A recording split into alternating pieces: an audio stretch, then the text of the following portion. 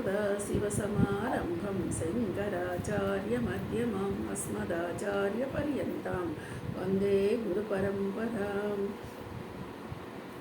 वसुदेवसुतं देवं कंसचाणूरमर्दनं देवकी परमानन्दं कृष्णं वन्दे जगद्गुरुम्। ओं श्रीकृष्णपरब्रह्मणे नमः। श्रीमद्भगवद्गीता अदः चतुर्थोऽध्यायः జ్ఞానకర్మసన్యాసయోగః. ఈవేళ 4వ అధ్యాయము 37వ శ్లోకం. యథైధాంసి సమిధ్యో అగ్నిః భస్మస్సాత్ కురుతే అర్జున జ్ఞానాగ్ని సర్వకర్మాణి భస్మసాత్ కురుతే తథా. ఈ శ్లోకం మనము చాలాసార్లు ఈ మాటని అనుకుంటూ ఉంటాం. భస్మస్సాత్ కురుతే అర్జున అంటే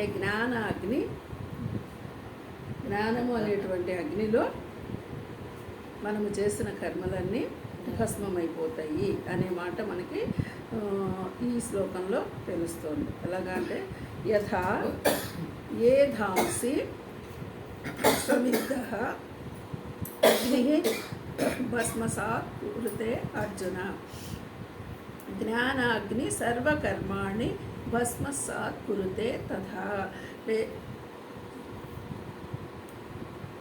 ఎలాగైతే ప్రజ్వలించుచున్న అగ్నిలో ఇంధనములను భస్మమనర్చునో, చూడండి, ఒక అగ్ని కనుక ప్రజ్వలిస్తూ ఉంటే ఏ విధంగా అయితే మనం అందులో ఇంకా ఏమన్నా ఇంధనం మీరు కట్టెలేస్తారో లేకపోతే అగ్ని వేస్తారో ఏమన్నా కానీ వేసిందల్లా కూడా భస్మం అయిపోతూనే ఉంటుంది. అలాగా జ్ఞానం అనేది అగ్ని వల్ల కర్మలన్నింటినీ భస్మమనరించును. ఇప్పుడు ఏ జ్ఞానము చూడండి, ఏ జ్ఞానము వల్ల నీకు కర్మలు దగ్ధమవుతాయని చెప్తున్నారు. ముందటి శ్లోకంలో మనకి పాపులందరికంటే కూడా ఎక్కువ పాపం చేసిన వాడివైనా సరే ఈ జ్ఞానము తెలుసుకుంటే, ఏ జ్ఞానము ఆత్మజ్ఞానాన్ని తెలుసుకుంటే, నీ స్వస్వరూపాన్ని నువ్వు తెలుసుకోగలిగితే ఈ ఆత్మజ్ఞానము అనేటువంటి నౌక ద్వారా నువ్వు ఈ పాపం అనే సముద్రాన్ని దాటగలవు అని మనకి మొదటి శ్లోకంలో చెప్పారు. అంటే ఇప్పుడు ఈ జ్ఞానాన్ని నేనెవరు నా స్వరూపము పరమాత్మ, నేను ఎవరు అహం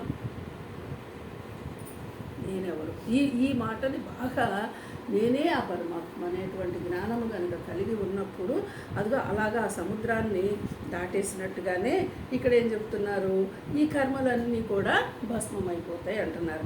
అంటే ఇక్కడ మనము చూడండి, తెలుసుకున్న తర్వాత కూడా చేసే కర్మలు పోతాయా, ముందటివి మాత్రమే పోతాయా అంటే మొత్తం కర్మలు నశిస్తాయా అని చెప్తున్నాడు. ఎలాగా అర్జున, ప్రజ్వలించుచున్న అగ్ని ఈ సమిధలను భస్మం చేసినట్లు జ్ఞానమును అగ్ని కర్మలు అన్నింటినీ భస్మను, అంటే ముందట చేసినవైనా నెక్స్ట్ నువ్వు జ్ఞానం తెలుసుకున్నాక చేసే కర్మలైనా సరే ఇలాగే భస్మం అవుతాయి అని చెప్తున్నారు.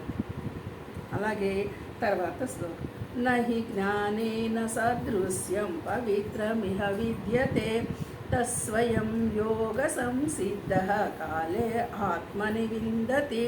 నా హి జ్ఞానేన సదృశ్యం పవిత్రం ఇహ విద్యతే తత్ స్వయం యోగ సంసిద్ధః కాలేన ఆత్మని విందతి. ఇక్కడ చూడండి, ఇందులో ఎలా చెప్తున్నారు, ఈ జగత్తునందు జ్ఞానముతో సమానముగా పవిత్రమైనది నా విద్యతే అంటే నిస్సందేహముగా ఇంకేది లేదు. నా విద్యతే ఇంకేది తెలుసుకునేది లేదు. దేనికంటే సమానమైనది? జ్ఞానంతో సమానమైనది, జ్ఞానం కంటే పవిత్రమైనది. ఇంకా నువ్వు తెలుసుకోవలసిన విద్య అంటే తెలుసుకోవడం, ఇక్కడ ఇది లేదు. అంటే నిస్సందేహంగా ఇక నీకు అందులో సందేహం ఏమీ అక్కర్లేదు. అంటే ఈ జ్ఞానాన్ని నువ్వు, ఈ ఆత్మజ్ఞానాన్ని, పరమాత్మ తత్వాన్ని నువ్వు అర్థం చేసుకున్నప్పుడు ఇంకా నువ్వు పొందవలసిన జ్ఞానం అంటూ ఏది లేదు అని చెప్తున్నారు. ఆ జ్ఞానము కాలేనా అంటే దీర్ఘకాలము వరకు కర్మయోగము ద్వారా శుద్ధ అంతఃకరణమును గలవాడు. అంటే చూడండి, నువ్వు ఇప్పుడు తెలుసుకున్న జ్ఞానం ఏదైతే ఉందో అది సుదీర్ఘకాలము నీకు అంతఃకరణ శుద్ధికి ఉపయోగపడుతూ ఉంటుందన్నమాట, కలవాడవుతాడు. కాబట్టి ఈ స్వయముగానే ఆత్మయందు పొందును. ఎక్కడ తెలుస్తుంది నీకు? ఆత్మలోనే తెలుస్తుంది ఈ జ్ఞానం అనేది.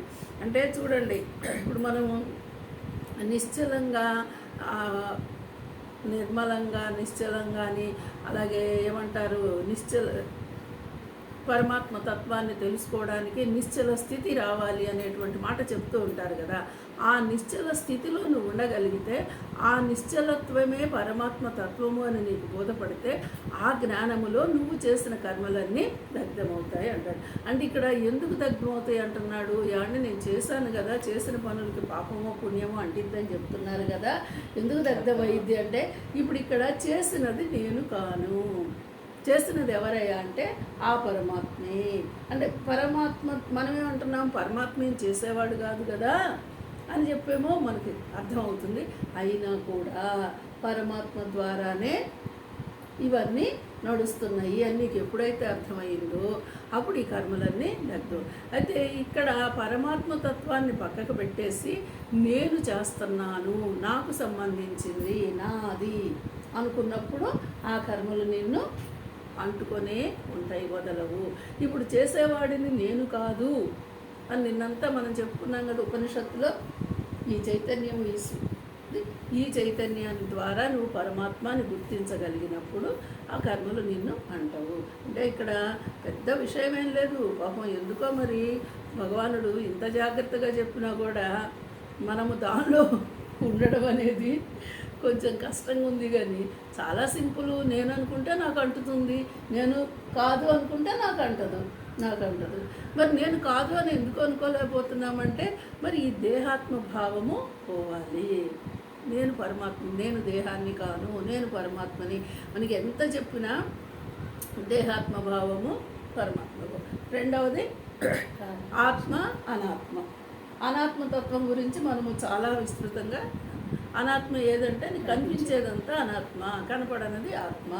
కనిపించేటువంటి అనాత్మ నుంచి నువ్వు కనపడని ఆత్మతత్వంలో స్థిరమైనప్పుడు ఈ పాపాలు పుణ్యాలు నీకు అంటవు అని చెప్పి మనకి ఈ శ్లోకంలో కూడా చెప్తున్నారు. అంటే చూడండి, ప్రపంచమున జ్ఞానముతో సమానముగా పవిత్రమైనది మరి ఒకటి లేదు. ఇప్పుడు మరి నువ్వు ఈ జ్ఞానం తెలుసుకుంటే, ఈ అనాత్మని వదిలిపెట్టి ఆత్మతత్వాన్ని నువ్వు అర్థం చేసుకుంటే, ఇంతకంటే మించిన జ్ఞానము అసలు నువ్వు తెలుసుకోవాల్సిన విద్య ఇంకొకటి లేదు. ఇది కాబట్టి శుద్ధ అంతఃకరణము గల సాధకుడు ఇక్కడ ఇది ఏది ఉండాలి, మళ్ళీ మొదలకి శుద్ధ అంతఃకరణ. నీ అంతఃకరణ ఎప్పుడైతే శుద్ధిగా ఉంటుందో అప్పుడు మాత్రమే నువ్వు ఈ పరమాత్మని దర్శించగలుగుతావు. అలాంటి వారు బహుకాలము వరకు కర్మయోగాచరణము చేసి ఆత్మయందు అదే జ్ఞానమును తనంతట తానే పొందగలరు. ఇప్పుడు ఎలా తెలుస్తుంది అంటే, మరి మాకు ఇప్పుడు అర్థమవుతుంది, కానీ ఎప్పుడు మేము ఈ జ్ఞానం పొందాము అనేసి మనం నిర్ధారణకు రావాలి. అంటే నువ్వు ఎంతకాలమైనా సరే ఈ అంతఃకరణ శుద్ధితో నువ్వు ఎంతకాలమైతే ఉండగలిగావో ఆ అంతఃకరణ శుద్ధిలోనే నీకు ఈ జ్ఞానము గోచరిస్తుంది అని చెప్తున్నారు. అంటే ఆ జ్ఞానాన్ని నువ్వు పొందుతావు. చూడండి, ఇది ఎక్కడో బయట నుంచి వచ్చేది కాదు, అది మెయిన్ గుర్తుపెట్టుకోవాల్సిన పాయింట్. నీలోనే ఉన్నది. ఎక్కడి నుంచన్నా వచ్చేదైతే తీసుకొచ్చి ఇవ్వచ్చు, కానీ నీలో ఉన్నదాన్ని నువ్వు గుర్తించడమే కదా ఇక్కడ కావాల్సింది. ఎప్పుడు గుర్తిస్తావా అంటే, ఇదిగో ఇది చెప్పినట్టు అంతఃకరణ శుద్ధి కనుకుంటే. రెండవది, నేను ఆ పరమాత్మనే, మరొకటి కాదు, ఈ భావనతో ఉన్నప్పుడు నీకే అది గోచరిస్తుందయ్యా. అంటే తనంతట తానే పొందగలడు, ఏ వ్యక్తి అయినా సరే తనంతట తాను పొందగలడు అని చెప్తున్నారు. హరి ఓం.